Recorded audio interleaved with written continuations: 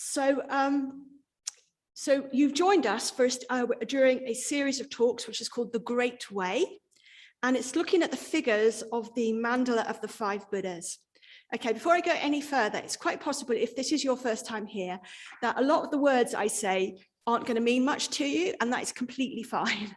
So please just feel really relaxed and just take in what speaks to you. Don't worry about all that. Within a few months, you'll be going, oh no, they're talking about mandalas again, how boring kind of thing. So yeah, okay. So just let it just go over you if it's yeah.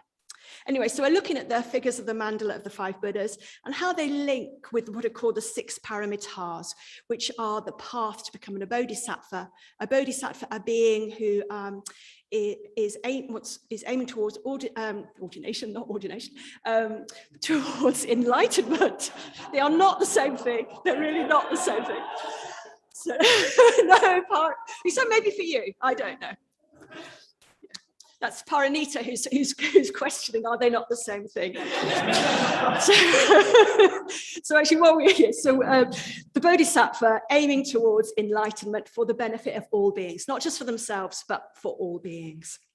So we're looking at 5 figures, 5 Buddhas who express particular archetypal qualities of enlightenment that we can hopefully connect with.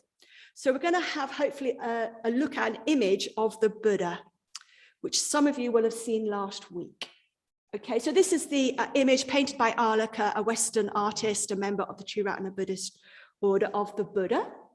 And of course, it's important to remember that nobody knows what the Buddha looked like. Okay, so nobody took any photographs of him when he was alive. Nobody drew any pictures that survive. Every image that we have of the Buddha is an artist's impression trying to convey the qualities of enlightenment. But there are many qualities. When probably most of you have been through that exercise that we do on part of the newcomers course, where we look at the qualities that people draw out of that image. So people draw out images of spaciousness, wisdom, energy but grounded in the earth, generosity freely flowing from abundance, lots of different aspects that people draw out. And the 5 Buddhas that we're looking at in these series, well, each of those embody different aspects. So it's a bit like they're simplifying it down so that instead of an image which has got all those aspects in, we can just really concentrate on one kind of group of qualities of the Buddha. And it's a bit like when we shine sunlight through a prism, that all the colors come out, the rainbow colors. Yes, just like that. There we go. Yes, great. Okay, so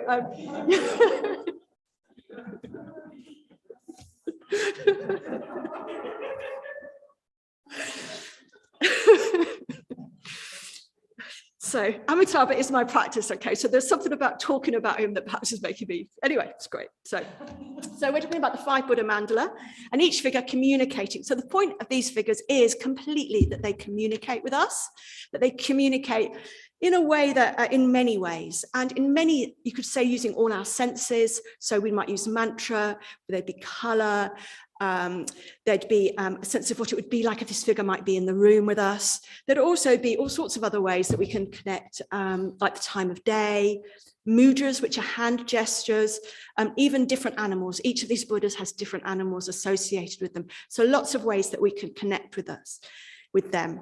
And it's important to remember that it is about communication, and that the more we can open up to their qualities, the more we will perhaps feel an emotional connection with them. We might feel something. It might be conscious. It might be kind of just thinking about the color, or it might be quite unconscious. It might be a feeling you get, an unconscious kind of feeling, emotion you get when you think about the color red or the color gold, something like that.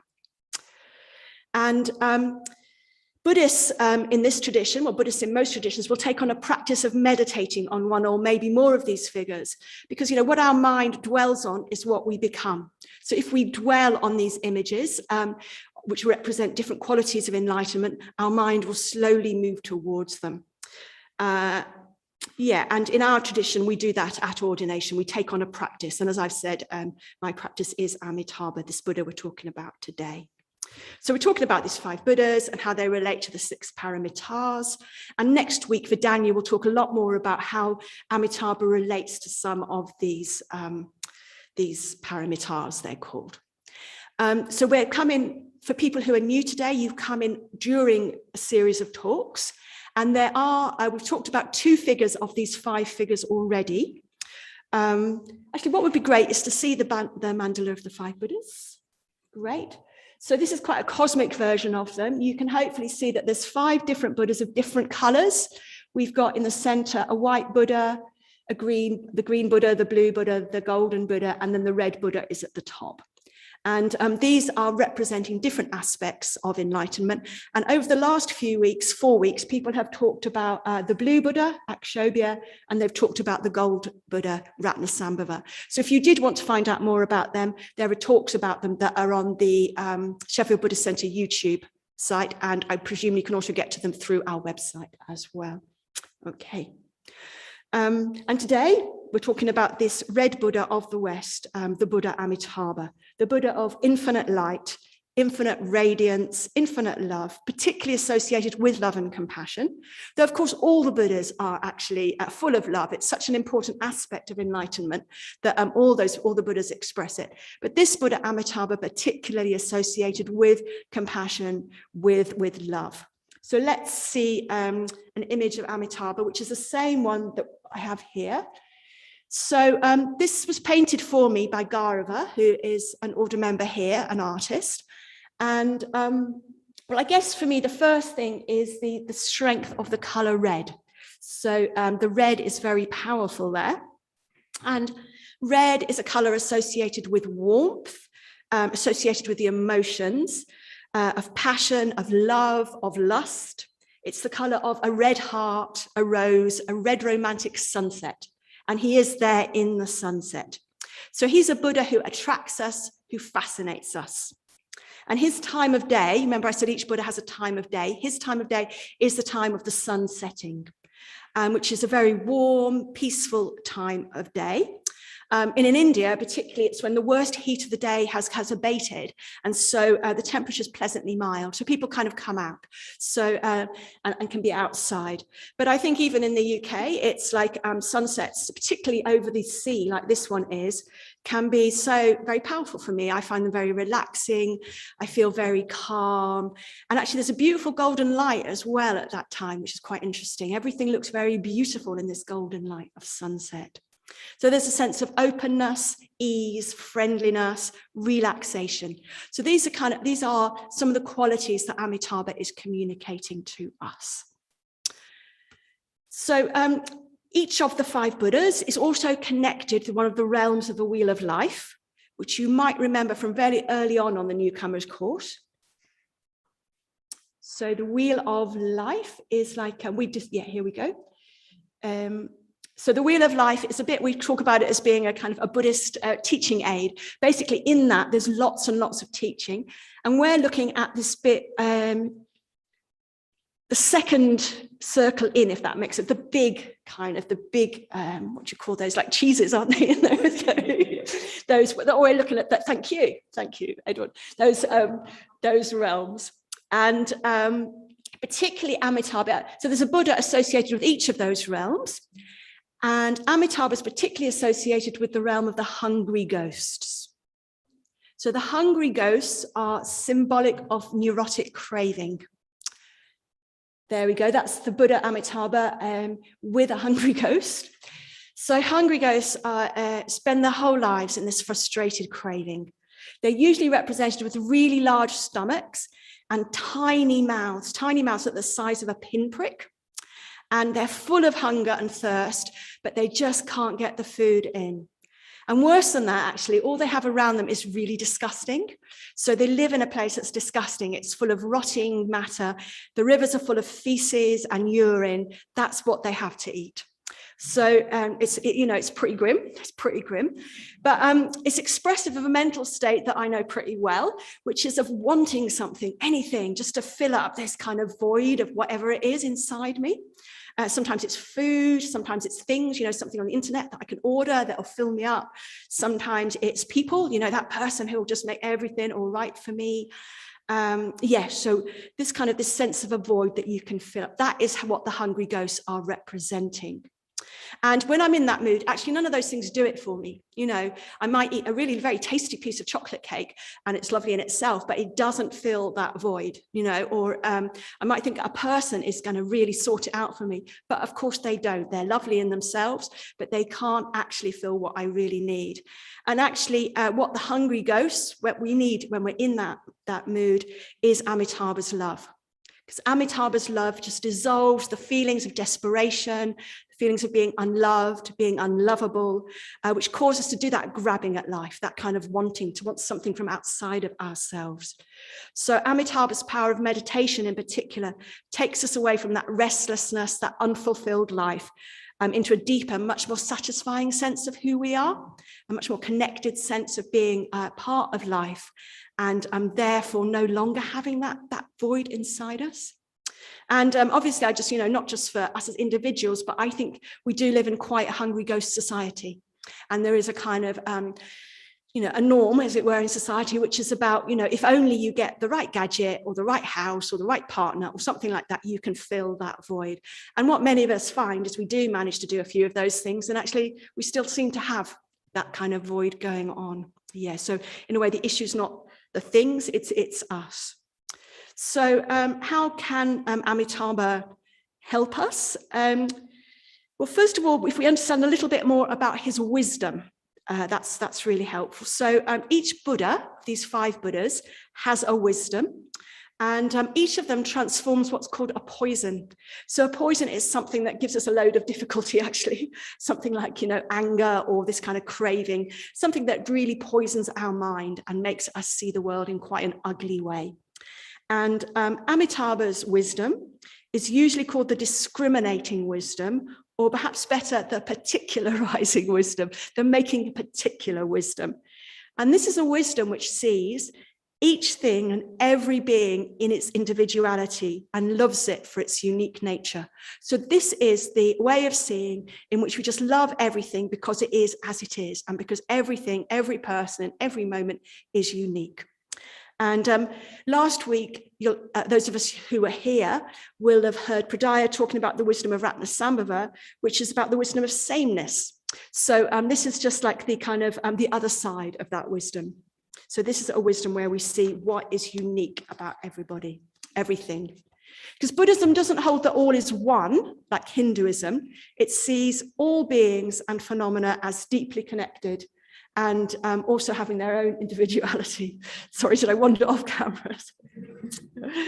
Okay, so I'm saying, yes, so it's a bit like, you know, it's a bit like things come into being very uniquely, and then they pass out of being. Each flow, each moment is unique, and that is what Amitabha really connects with. And you could say that, so Amitabha's wisdom transmutes these poisons of greed and lust into an unselfish metta. So often our liking or love of things is tainted by a desire to own them or to consume them or to benefit from them. We think, what can that do for me? What can that person do for me? What can this object do for me? What can this animal do for me? And when this self-centered element of how we are is purified, that greed and possessiveness is transformed into a genuine love of the person or the thing for their own sake, not for our sake, not what they're doing for us, but just because they are. And in a way, you could see that if you can see through Amitabha's eyes, that is how you would see every person. You would see what is beautiful about them. You would see them like a lover sees their beloved. So a bit like someone who, if you're madly in love with somebody, you think of them a lot, and you think, oh, they've got this lovely bit on their face or something where their cheekbones are or something like that. And you just love that, or you love the way they, you know, move or something like that, you know. And it's a bit like you would see that in everybody. You just see the beauty in everybody. And I think it's great that Amitabha's time is the time of the sunset, because it's a bit like, I think, that golden light that you get at the sunset where everything looks beautiful, everybody looks beautiful, is how Amitabha sees. He sees us all in that golden light. And it's interesting in a way to use that kind of image of a romantic relationship, a lover, because actually often in a romantic relationship where we really do want something from somebody else, we really want them to give us all sorts of things. And if they don't do it, we can get really angry and resentful. It's kind of like we think it's due, that's our due.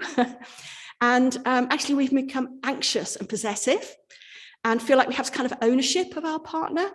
So actually a maturing love, I think, will become much more metaphysical. It will transform into loving our partner for themselves, if we have a partner, and wanting what is best for them, not for us. Transmuting this craving, we've got this craving to fill this emptiness in us. And I think in our society, we're often taught that it is your romantic partner that will give you that connection that with somebody. But actually we can transmute that into metta, unconditional love. So not based on what we get back, thinking what is best for the person. Okay, so that's his wisdom. I think also an image that works here is Amitabha's animal, which is the peacock. So traditionally in India, peacocks are supposed to live on poisonous snakes. And they transmute the poison they eat when they eat the snakes into the beauty of their coloured feathers. So we do have a picture, I think. Did it? No, it didn't work. Okay, you can imagine a peacock. You know what a peacock looks like. Okay. And so basically what Amitabha's does, it's like we have the poison that we eat of craving, of that strong, I mean, it's strong craving, it's a really strong emotion. And we can transform that into beauty because we can transform it into metta, much more unconditional love. So that's a really lovely image. So metta is about wishing others well and ourselves well. Okay. And then I think another way that we can, that Amitabha can really help us to develop a strength in ourselves, not looking to the outside all the time, is because he's particularly connected with meditation. He's connected with the paramita of meditation. And although the version that we have, many of us do in Ratna, he does hold a lotus up. So basically, I could talk for hours about Amitabha, so there's lots you're not getting. But so he, traditionally he holds this lotus up, but that's in Ratna because of various reasons. But much more traditionally than that, he sits with his hands, which you might not be able to see so well here, but he sits with his hands in the meditation mudra. So it's a bit like, when we sit to meditate, our hands we often have like this. And he's something about this thing like this, it's the setting of the sun. It's the kind of going into himself. It's the calming down of states of mind that he's particularly associated with. Going deep into meditation. But it's interesting, actually, that meditation is associated here with these warm emotions that Amitabha, with metta, that Amitabha is very much associated with.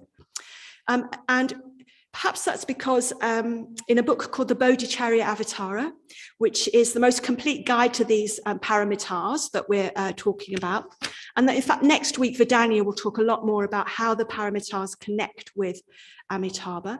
But there's it's a classic Buddhist book written by a monk called Shantideva from I think the 15th century. And most of the chapter on meditation actually focuses on how we can use meditation to develop empathy for others. So very much like in the Metta Bhavana, when we bring other people to mind, he talks about encouraging us, Shantideva talks about encouraging us to imaginatively exchange self for other in meditation. And what he means by that is we put ourselves in other people's shoes. And we see life from their point of view. And he describes this as an insight practice, because actually, we so identify with this, with ourselves. And it is a real insight practice to kind of imagine, well, what is it like if I'd had very different conditions? If I'd had the conditions that, that other people have had, well, would I not be like them? And particularly, I think, in that fourth stage, when you're thinking about someone you find difficult, it can be really helpful to connect with, you would be just like them if you'd had those same conditions. And perhaps also in the third stage, with the person who's neutral, there's something about where we can just connect with the fact they're so like us. They've probably got far more in common with us, even if we don't know them. And I was talking earlier with Mike Jivasan actually about there's something about, I think, that neutral person who we don't know. I'm far more to think quite kind of like, well, what can I get out of them? if that makes sense, not see them as a full person somehow. And I think there's something about really, really being in their shoes, really exchanging yourself with them, that will allow you to see them as a fully human person who's the center of their own universe and everything that's going on for them. Just as I'm the center of my universe, so are they. Yeah, and we can obviously do this in the Metta Bhavana. And one thing that, as well as thinking about who would I be in their shoes, is we can think, what would they look like through Amitabha's eyes? So if Amitabha was looking at my friend, or me, actually the first stage, really helpful to do it in the first stage. If Amitabha was looking at me, he would see me with love and compassion. So we can see ourselves through Amitabha's eyes, and we can also see the other people in the other stages through Amitabha's eyes as well, and see what is beautiful and unique about every being. Okay, so that's some of Amitabha's qualities. And like all of these Buddhas, there's so much we could say. Very interesting that actually Amitabha's element is fire. Each of the Buddhas has an element, and his is fire. And there's something about he can burn away the greed and the grabbiness, which gives us so much unhappiness. And Amitabha is actually really important in the Buddhist tradition. For many, particularly Japanese and Chinese Buddhists, he plays a huge role in their everyday practice. Some schools of Buddhism, Pure Land Buddhism, for instance, he is the major figure. So throughout the history of Buddhism, many millions and millions of people will have called on Amitabha, because he's a figure particularly associated with what we call other power. So in terms of us developing and growing, we can see it as coming from ourselves. Which is self-power. So it's a bit like, well, I'm going to act in accordance with the precepts. I'm going to act ethically. I'm going to follow the Noble Eightfold Path. So right livelihood, right speech, etc. Perfect livelihood, perfect speech. I can see all that, and it's me doing it. But after a point, that can feel a little bit constraining. And actually, it can perhaps, for some of us, start to feel like it's actually coming from outside of ourselves. Now, the reality, Buddhism would say, is that actually it's a false view that there's an inside of me and an outside of me, because, we are all connected. It's not like there's something separate in me that exists without the outside world.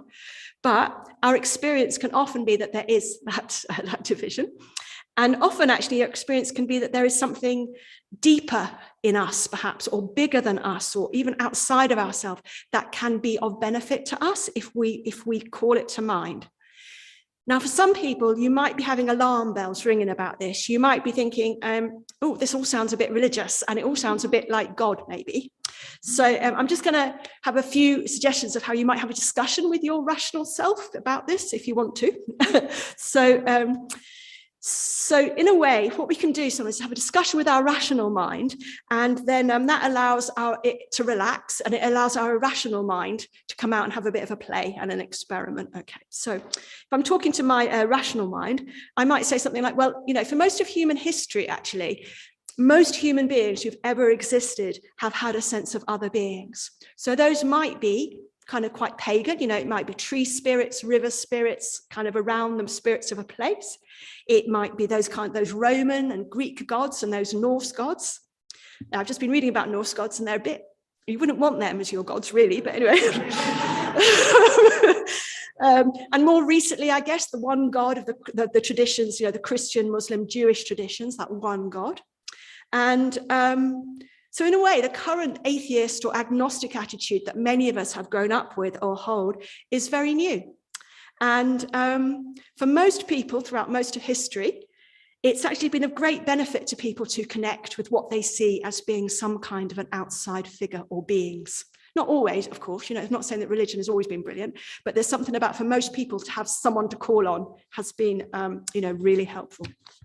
So I guess I would say to my rational mind that actually don't worry, because Amitabha, for instance, or any other Buddha figure or Bodhisattva figure, well, it's not a creator God. So we're not saying that Amitabha created the world, and he's not an interventionist God. So, you can't, I'm sure that most people don't actually do this, but you can't pray to have a bigger house or something, and Amitabha produce a bigger house. Well, interesting, actually, I think in some kind of, in what's become the folk religion or something of some Buddhist countries. Well, they do actually call on figures like Amitabha and think that they will maybe, I don't know, give them a son if that's what they want. Do you know what I mean? So I think it's important that these things can actually sort of deteriorate over time, if you see what I mean. But as I understand the Buddhist tradition, the Buddha would not have said that I can do that. Okay. So Amitabha actually does just really represent the beautiful, the beyond our knowledge, that of which I am in awe. That is with that beyond words and is loving and is compassionate. And we can experience that by communicating with however we see Amitabha. So I'm going to finish with part of some verses, which are from a ritual to Amitabha.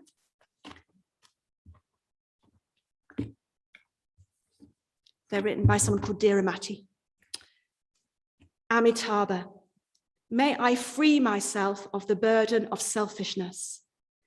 May I free myself of all this pointless grasping, possessing without enjoying.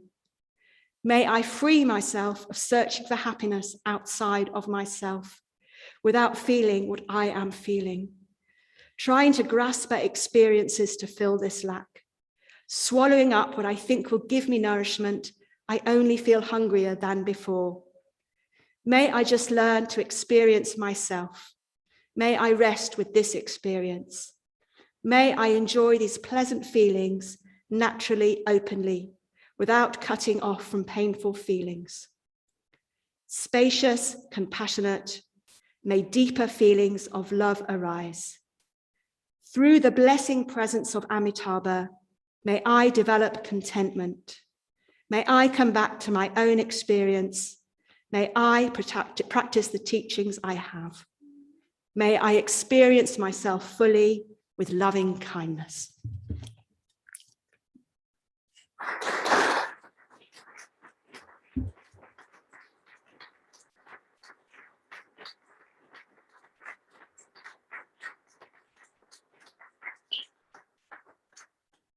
Okay, so what we're going to do is go into groups, and the questions you might want to look at include, what would it be like to look through Amitabha's eyes? Could you practice that one day, maybe today?